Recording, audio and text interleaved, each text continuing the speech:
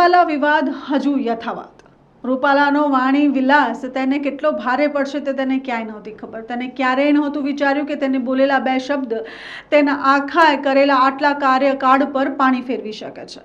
રૂપાલાનો વિવાદ આજે દેશભરમાં ચાલી રહ્યો છે અને દરેક લોકો રૂપાલાને ટિકિટ પાછી ખેંચી લે એટલે રૂપાલા ઇલેક્શન ન લડી શકે તેવી જ માંગ કરી રહ્યા છે।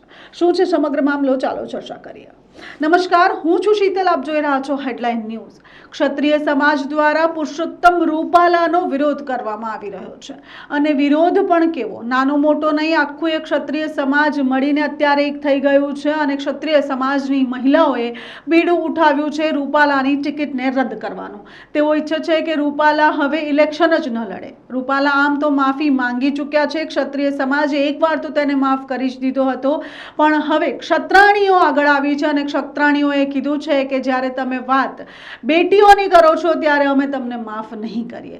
જગ્યા જગ્યા ઉપર ધરણા ચાલી રહ્યા છે, રેલીઓ યોજાઈ રહી છે અને તેની સાથે હવે તો એવું છે કે વડોદરા શહેરના ડભોઈના સાથોદ પર જેસીબી દ્વારા એક પોસ્ટર લગાવવામાં આવ્યું છે અને સાફ સાફ કહી દેવામાં આવ્યું છે કે જો રૂપાલાની ટિકિટ રદ નહીં થાય તો કોઈ પણ ભાજપના અગ્રણી અને કાર્યકરે આ ગામમાં પ્રવેશ કરવો નહીં।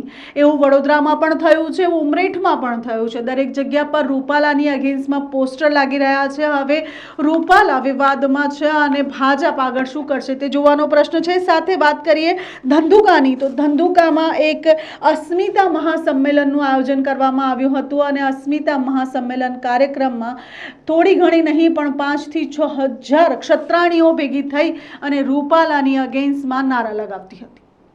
ક્ષત્રાણીઓનું એક જ કહેવું હતું કે જ્યારે બહેન બેટી વિશે વાત કરો ત્યારે વિચારીને કરવું જોઈએ અને હવે ક્ષત્રાણીઓ પીછેહટ કરશે નહીં અને રૂપાલાની ટિકિટને રદ કરવી જ પડશે। રૂપાલાના આ વિવાદમાં આગળ શું થાય છે અને રૂપાલાનો વાણી વિલાસ ક્યાં જઈને પહોંચે છે તે આગળ હવે જોવાનું રહ્યું।